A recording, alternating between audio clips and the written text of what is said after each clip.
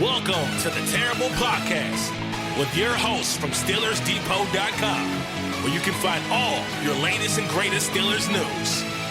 It's Dave Bryan and Alex Kozora, always lit, talking Steelers. And now, here's Dave and Alex.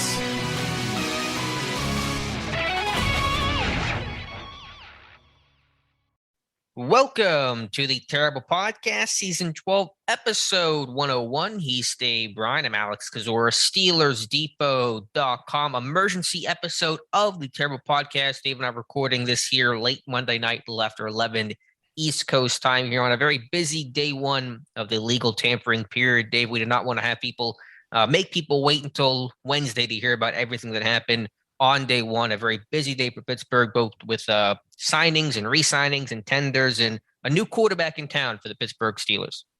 Yeah, podcasting after dark, just like Skinamax, but better, right? So I can cuss and all like that. It would probably not, I guess. People were asking if I would cuss on this one, but wow, what a day!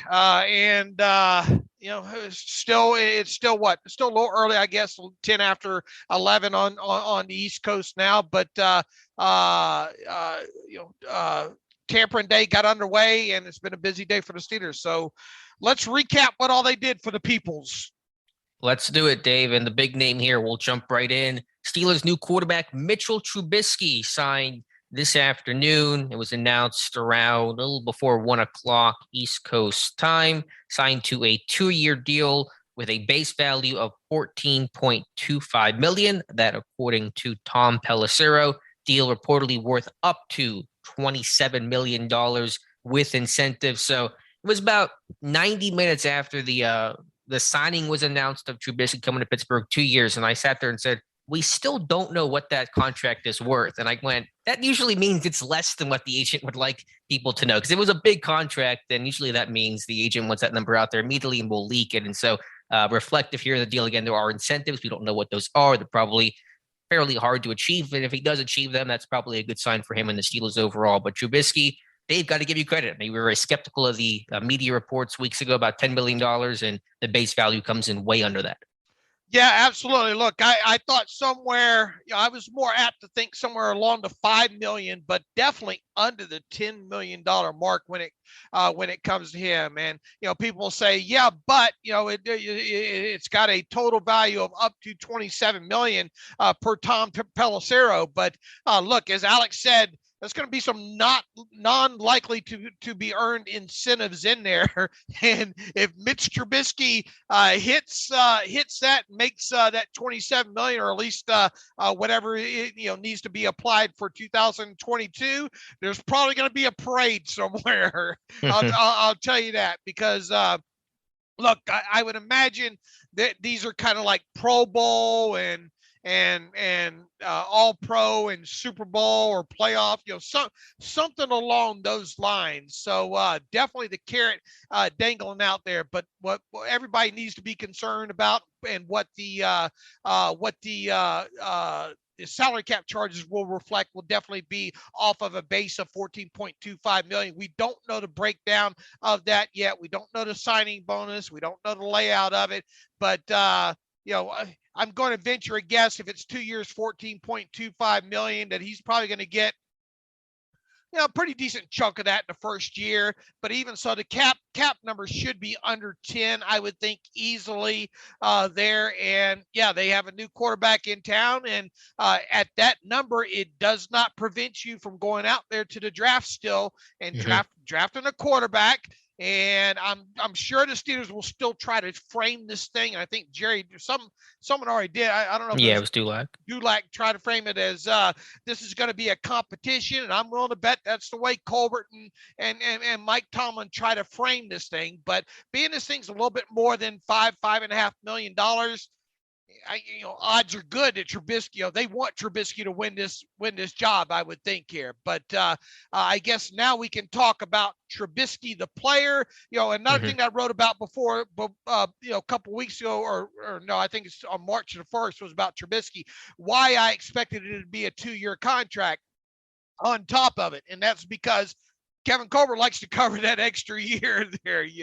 We saw him do it with the extension with Mason Rudolph last year before the draft. And, going into today, they obviously did not have a quarterback under contract for 2023. Well, now they do. So once again, this doesn't prevent them from doing anything in the draft.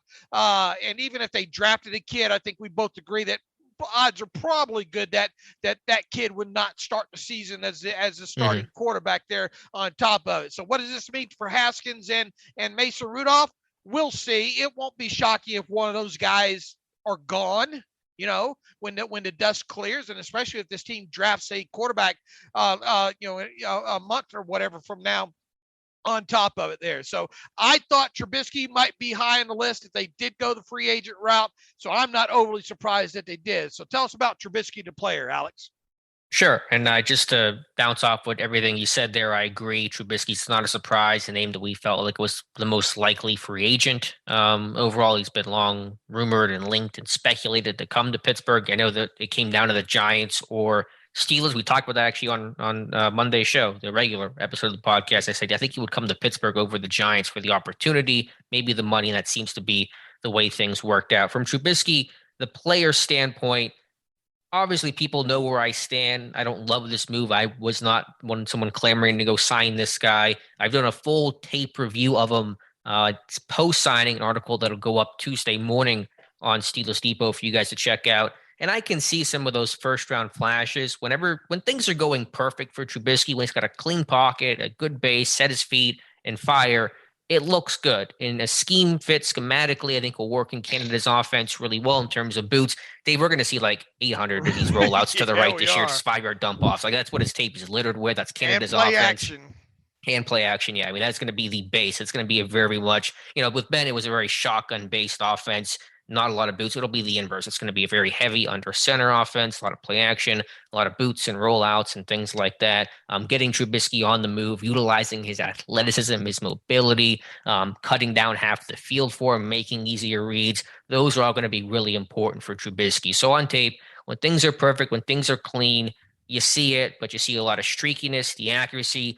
He's got to be a better anticipatory throw. He's got to speed up his process. He's too late. When that back foot hits, he likes to hitch once or twice, and he's late on some of these throws. He's got to speed things up for sure, and just struggles overall whenever he does not have that clean base. And so I get the appeal. I'm not surprised by it. I don't like the move that much. I'm not going to kill the move because I understand he is just a bridge guy, a flyer. There weren't any magical options to go sign that were going to transform this team overall, and they were not going to go trade for Deshaun Watson. So I get it. I can live with it, especially knowing this money is not, astronomical. Right. This could be a kid too, once again, that keeps the seat warm for however long, depending on what happens in the draft here. And, if you get a guy like Malik Willis, like we talked about, they should end up with that. Then that's a guy that's going to sit, probably most of the year, unless you get in late into the season where just things are not going well at all. Then you go ahead and let that kid start cutting his teeth a little bit as part of the process there. You're right. A lot of half field, a lot of levels type concept stuff, a lot of stuff that should make easy reads for him. He can move outside of the pocket. I mean, you can see him make some plays with his legs. Now, is he trying to make a good comparison? We don't need to root for him to have to take off a lot, but he is able to, especially if things break down, especially inside the red zone, able to take off. There's like a 40-something yard scamper on tape with him, just being able to take off and get down the field with it there. So definitely going to give you more mobility than you have with a guy like Ben had with Ben Roethlisberger. A lot more mobile as far as break, as far as the scramble down the field guy goes than Mason Rudolph. The arm, well, the arm's okay. I think his longest completion air yards is 54, and I think that came on a Hail Mary completion to White. What's the kid's name? Kevin White, was it? With the Bears against the Bengals. Last play of the game against the Patriots a couple years ago.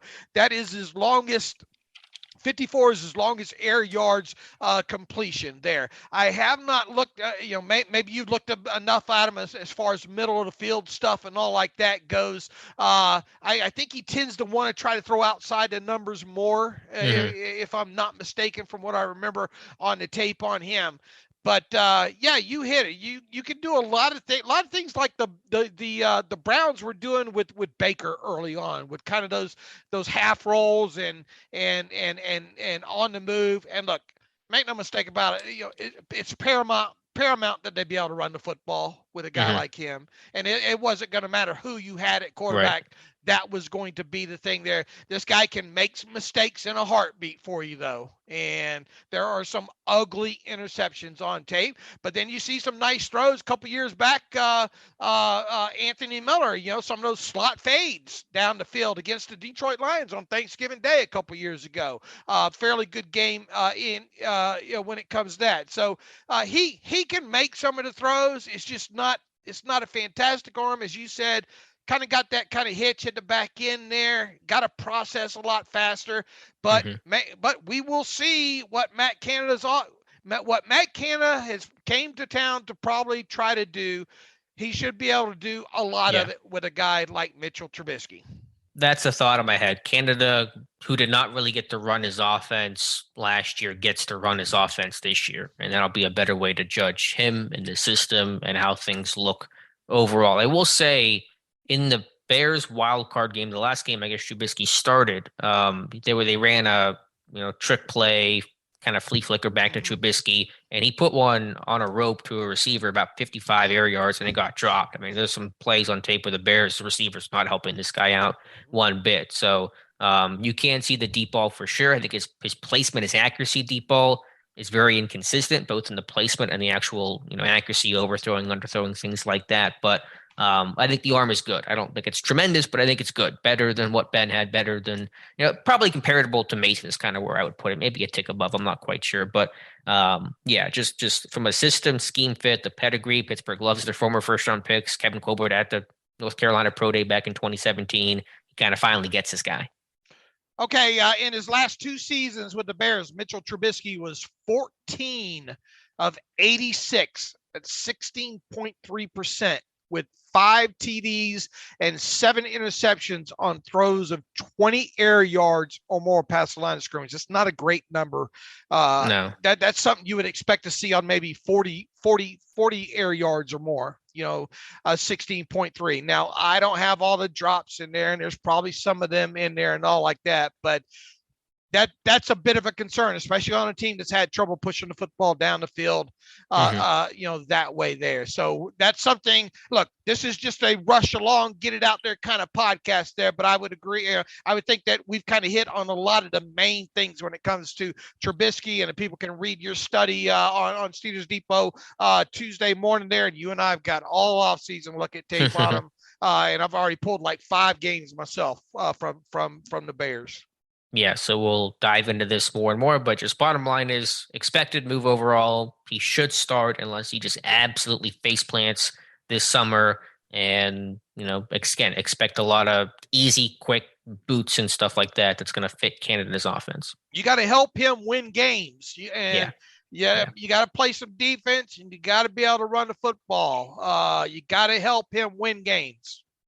Absolutely. And as you said, that would be true of any quarterback. But when you have one that's a little more erratic, a little more volatile with Trubisky, I think it becomes even more imperative to do those things. So that was the first big domino to drop. I'm going to take things kind of in order in which they happened today. So a re-signing, because the re-signing is just as important and key as the outside free agents Pittsburgh brought in today. Dave, we talked about Chukwuma Okorafor on Friday's show. Would he stay? Would he go? Despite having other outside offers, he is staying with Pittsburgh. The contract details 3 years, $29.25 million, 20.5 over the first 2 years. But the structure of this contract is really important and interesting. And the structure of these contracts are generally way more important than the overall numbers of them. And I'll allow you to explain the structure because you can do it better than I can. Did we both get that one right or what?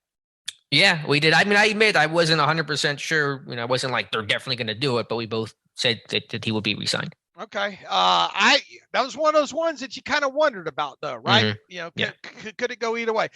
Yeah, as you mentioned, Alex, 29.25 million total value on the 3 years here.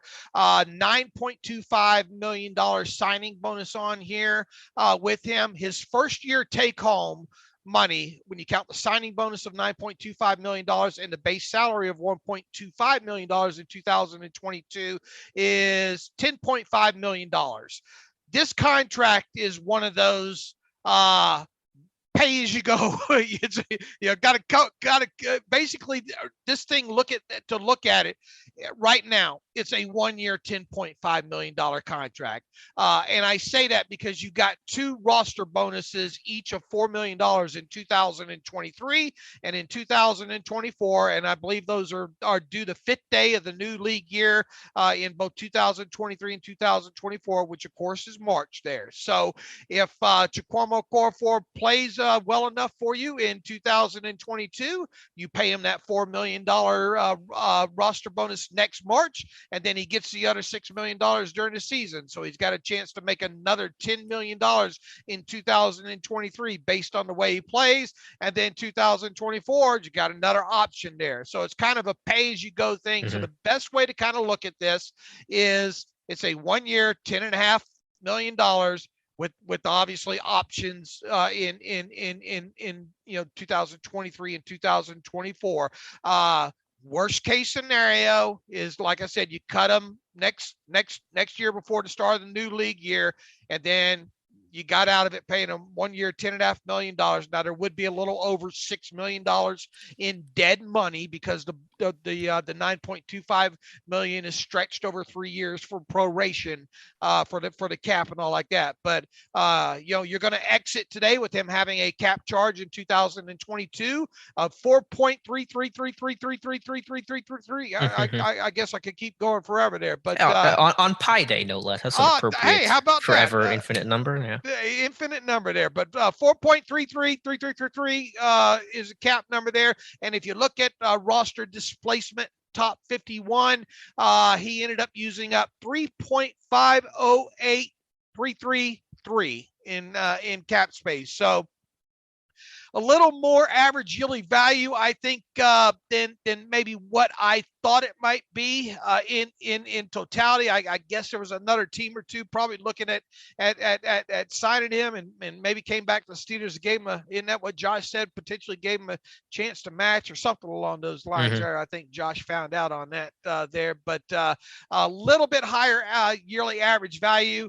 But this team likes to keep their own, and probably was the best offensive lineman that this team had, probably top to bottom last year overall there. So he will be their starting right tackle in 2022.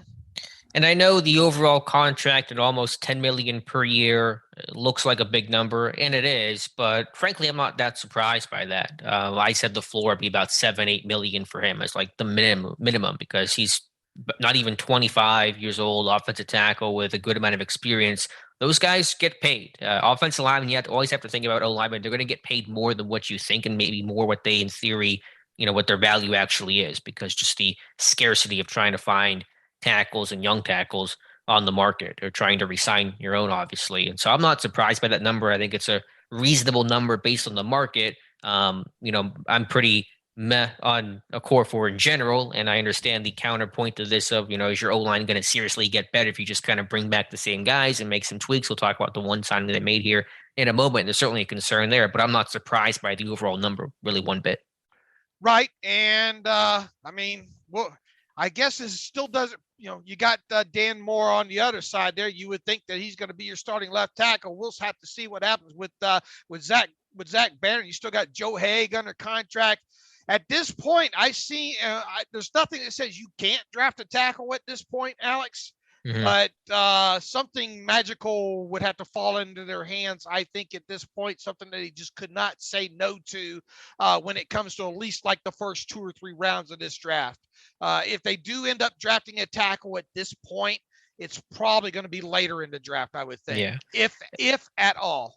Right. I think they still certainly could draft a tackle. We'll see what happens to Zach Banner. If he gets cut outright, then you probably do want to bring in a tackle day 3 at some point there, maybe with one of those 6th, 7th round picks. That's possible, but I would not expect a tackle to be at least taken in the 1st round and probably not in the 2nd round either, because those guys in this day and age need to play essentially out of the gate. And there's not really an opportunity to do that with more at left tackle and a core for it, right tackle. Right. So you cross fans out there, you can cross him off list. How's that? There you go. Should he fall? Should he even fall?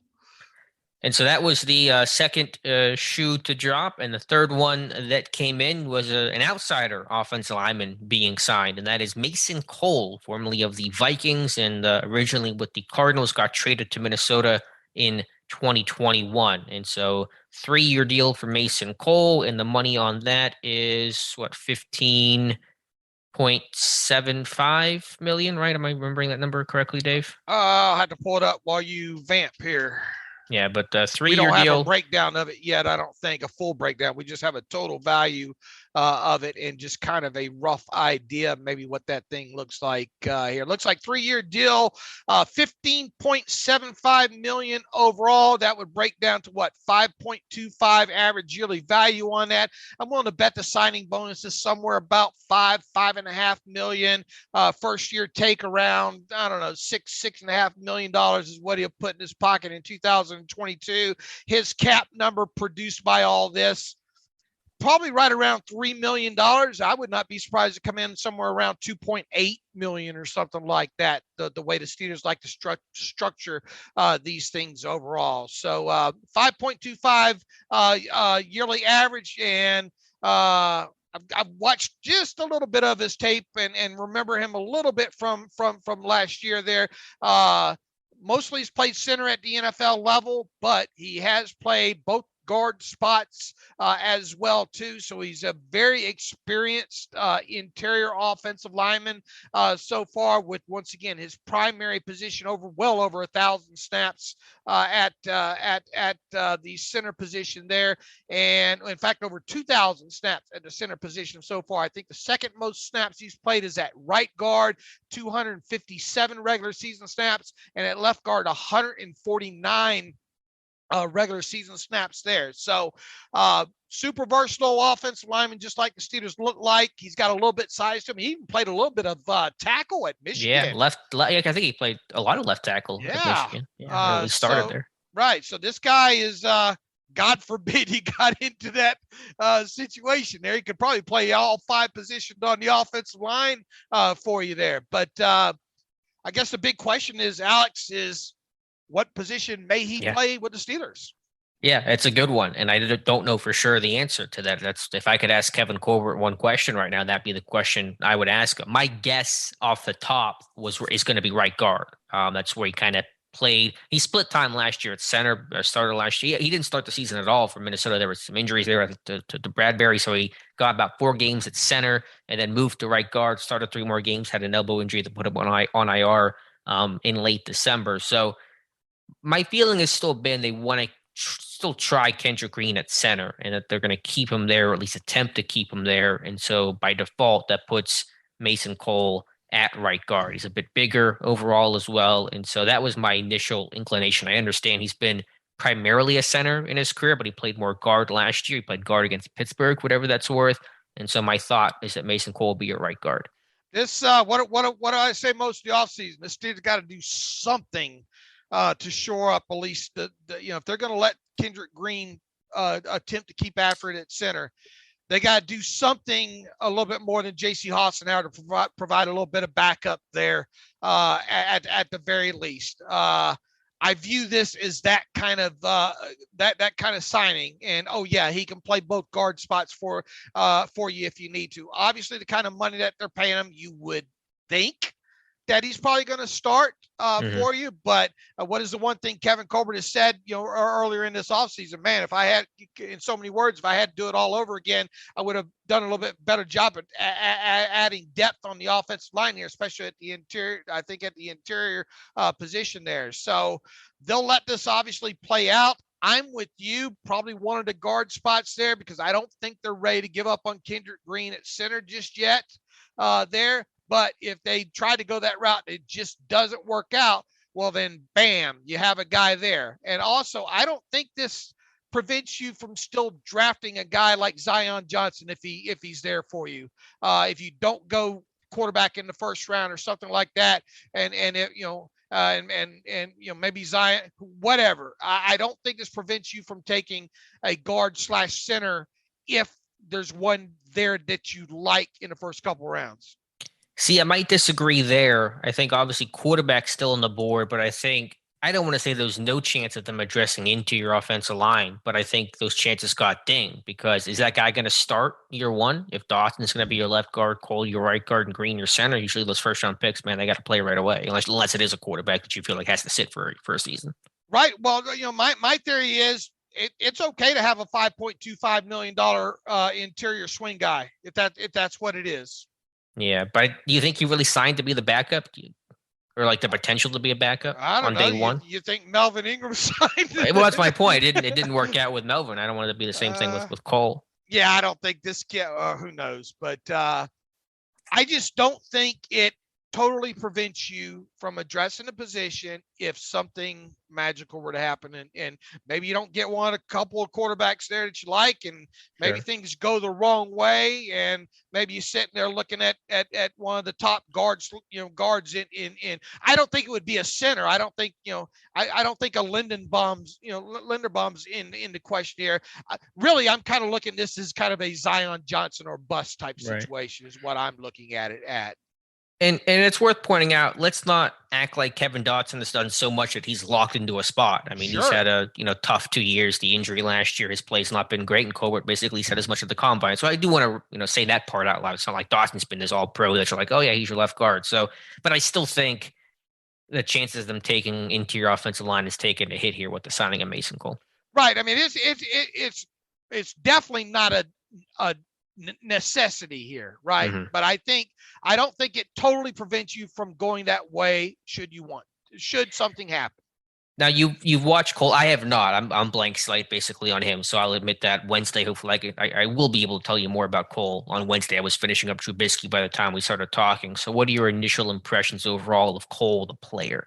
Just an athletic guy that can get out in space. You see him get to the second level in some of those zone blocking. You see him be able to get out in space on kind of some of those outside zone type things. Just a mobile guy.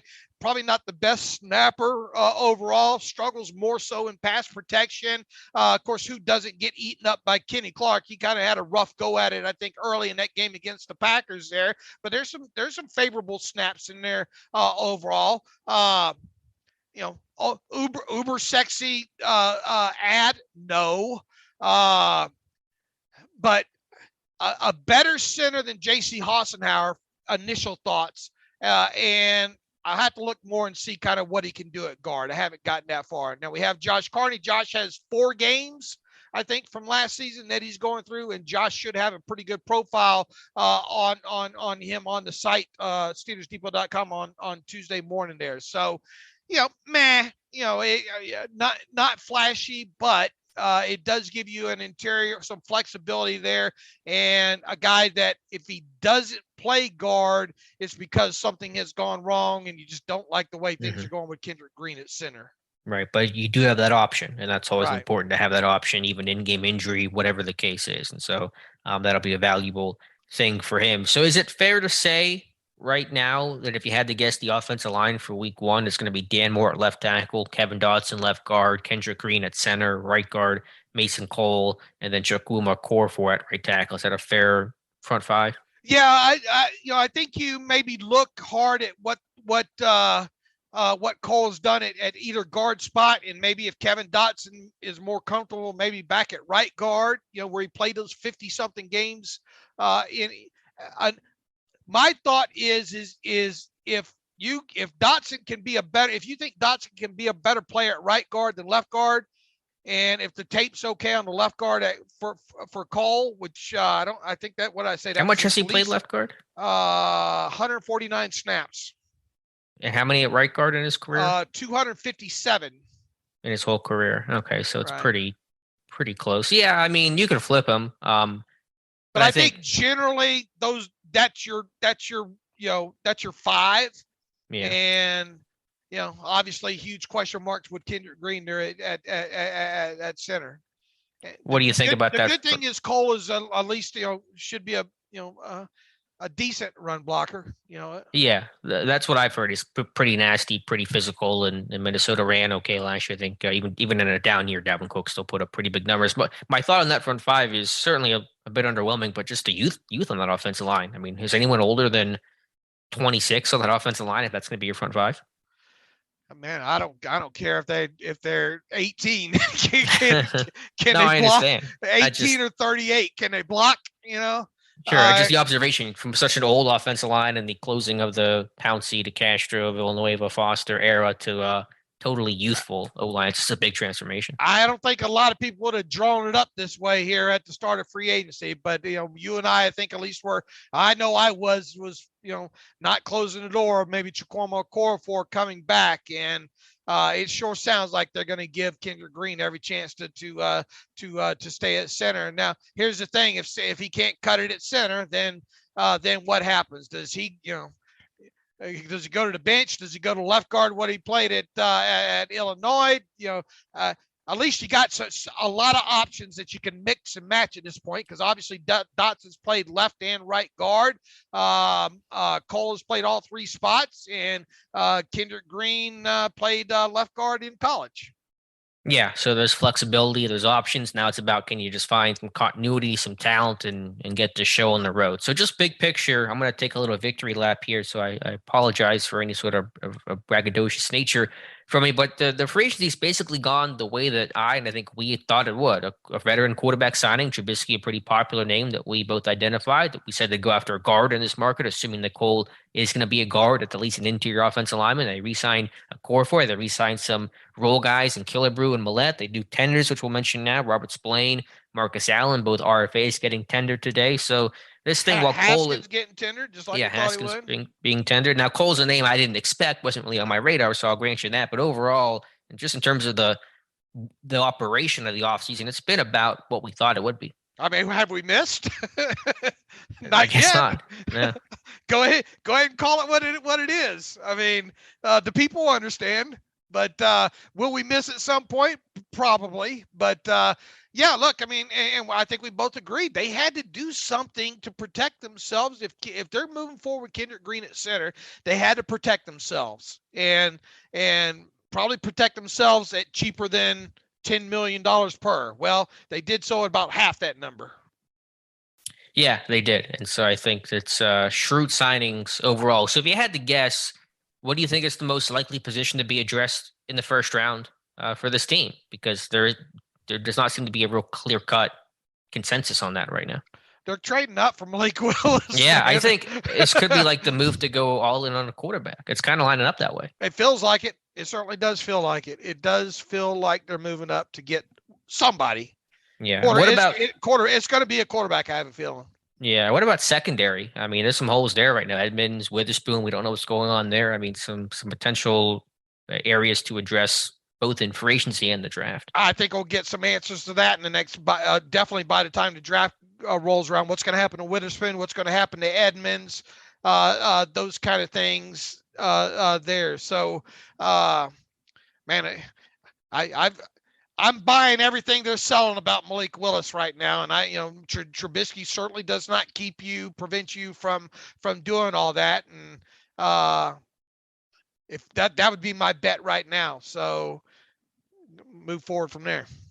Yeah. So anything else here to address? Still no news on Joe Schobert or Zach Banner. As time goes on and things could change and change quickly, you start to wonder if those guys are going to stay and stay even at their numbers. Now, you just signed a Okorafor, so you're going to keep Banner as your backup, sole right, only and only position he can play is right tackle for $5 million. I'm not sure about that one, but we'll see. $5 million is a lot to pay him. I'd tell him to take it down to $1 million, and he can stay and compete for a spot with Joe Haig and all like that. Wouldn't that have happened by now? I mean, because if you're going to cut him before kind of this free agency starts really gets going. Yeah, you would think, but they got who knows? The new year ain't here yet, right? Sure, but it feels like it is because I got a Okay. lot of signings happening today, and the year technically does not begin until Wednesday. Yeah, we could turn around tomorrow morning and get the news on the cuts like that. But Right. I'm just wondering. I'm wondering if those guys might stay where they're at. Juju, what's his market doing after this first day? Not great, Bob, right? Yeah, have not heard a thing about Juju in terms of day one type stuff. Obviously, receivers are getting paid. Christian Kirk got a really handsome deal. I know there's a structure to it, so it's not always as good and gaudy as the agent tries to push initially. But you do wonder if that's going to help his market value at all. But I also have not heard him connected at all. So will that actually hurt his market value? Is the interest cooler than people think? That was kind of my read of the situation. The market was not going to be a whole lot harder for Juju a year after he played in 5 games, caught 20 passes, and just had a kind of a forgettable season because of the injury. Yeah, we'll see. I mean, there's more probability of Juju returning than there was earlier today, I think. So we'll see. Well, I think he wants that multi-year deal. He's not going to get it. So he'll have to ask himself where can he best go in for 1 year and try to be able to get that multi-year deal finally. I think that'll be his calculation. Okay. I'm not sure if Pittsburgh's that place. Yeah, I don't know. We'll see if we'll have an answer maybe by Wednesday on that. All right, you ready to take some questions real quick? I told some people. Oh yeah. Told the people we would try to do that on the Twitter machine here. Sure. Steel Lungs at Steel_Lungs. Who was the better prospect between Haskins and Mitch when coming out of college? And percent chance do you give both? Do you give both for becoming a franchise guy for 10 plus years? I give both of them 0 chance to be a franchise quarterback for the next 10 years. I'll take that part of the question. Alex, and I don't think Alex is going to disagree with me there. What about better prospect between Haskins and Mitch coming out? Well, I'll give Haskins 0%. I'll give Trubisky 2%. That maybe you finally somehow in a way catch lightning in a bottle, but extremely long odds that Trubisky will be here for a long time.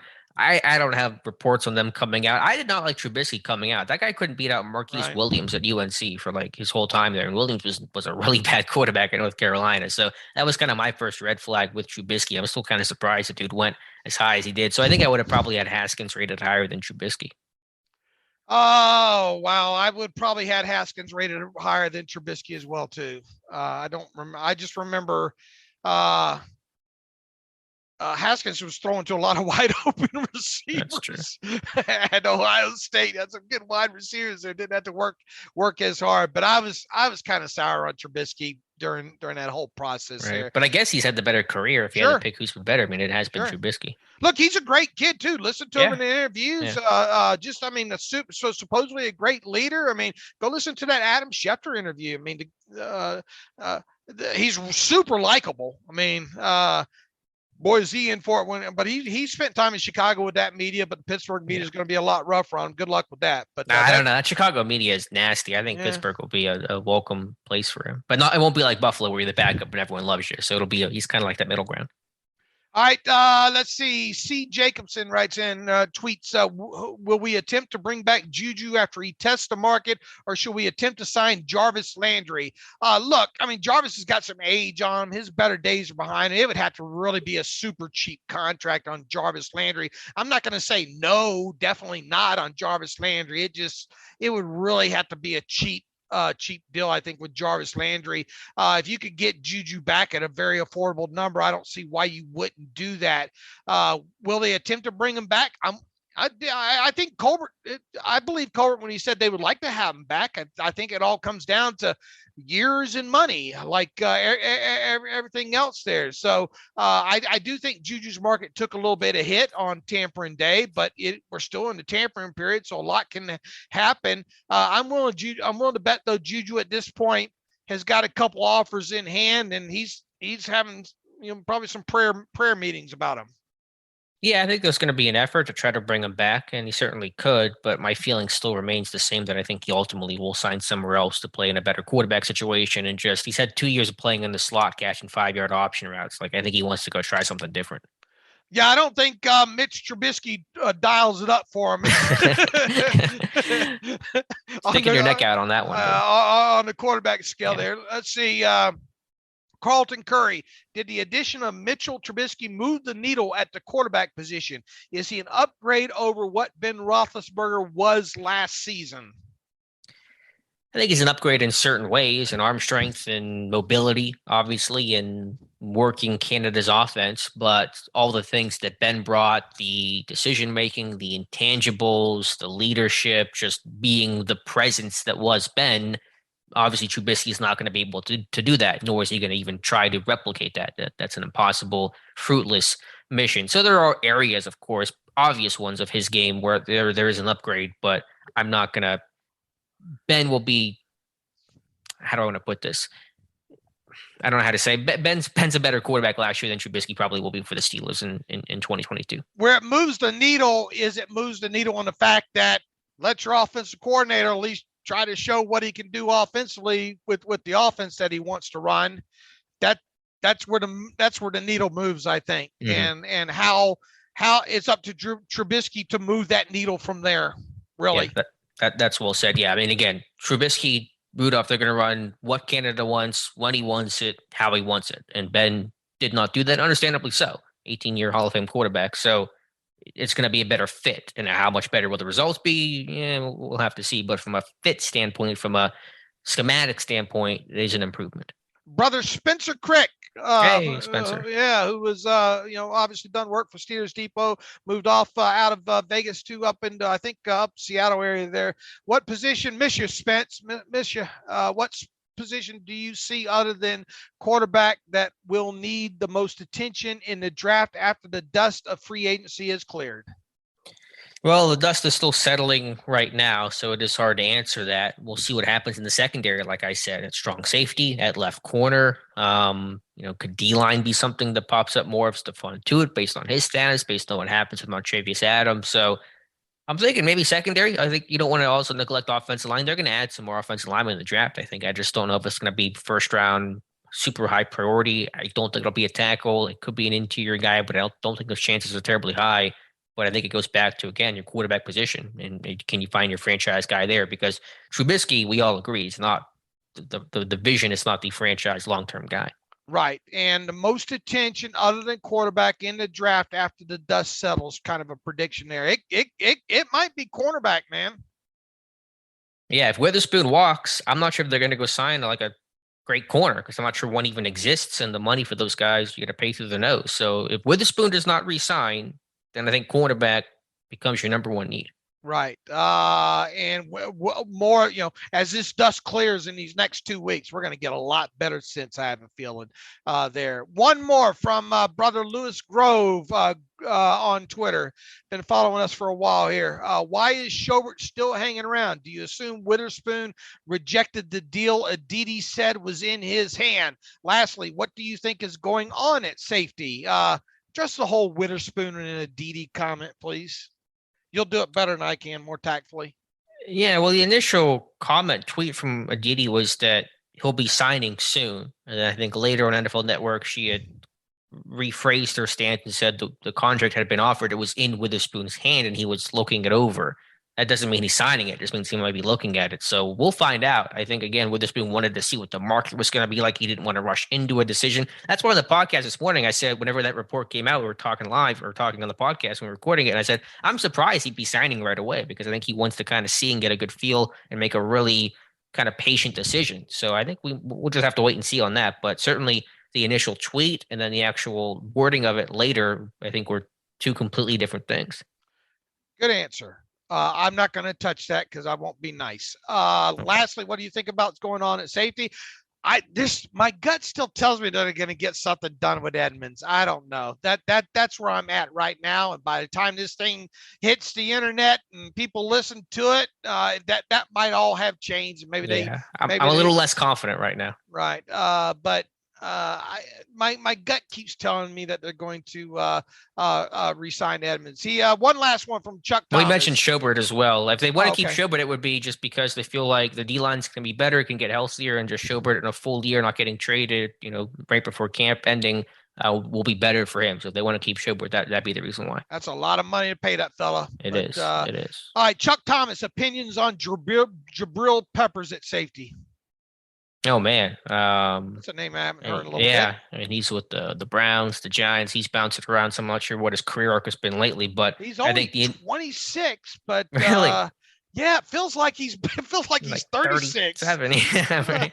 uh, The reporters, though, if it's not Edmonds, Whitehead. I'm watching Jordan Whitehead, and Tampa Bay's re-signed most of their guys, but they can't re-sign everybody. They re-signed Jensen and Carlton Davis, and obviously Brady's coming back. So that's Jordan a Whitehead's Michigan. I He's think a the launch there. Michigan kid. Tomlin's got a fetish, doesn't he? You're right. Yeah, he loves that Michigan man. Yeah, I'm not gonna say. I mean, it just I don't think Alex and I really have given him much thought. To be honest with you, I mean, I know I haven't. And, I have. It's a good name to throw out there. I mean, I don't want to use. It is a good name to throw out there, really. To be honest with you, so that's a great way to end this thing with a stump the Dave Schwab. or whatever.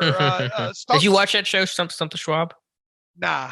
No, it was a good show. I watched a little bit of it. Stump the Daleks. Is that what the nickname is for you and I? Daleks or something? What it was? Stump the Schwab. What was that? It was that ESPN show where it was Howard Schwab. He was like the sports genius guy, and you could ask questions, and you had to compete against him, and that whole thing. Yeah. Yeah, I vaguely remember a couple of episodes of that. All right, Chuck, good question there. That's a good place to end. Alex, 30 minutes has turned into 50 minutes. You know you can't do 30 minutes when I'm part of this. But Alex and I'll be back on it. I don't know, probably again. All right, we'll see.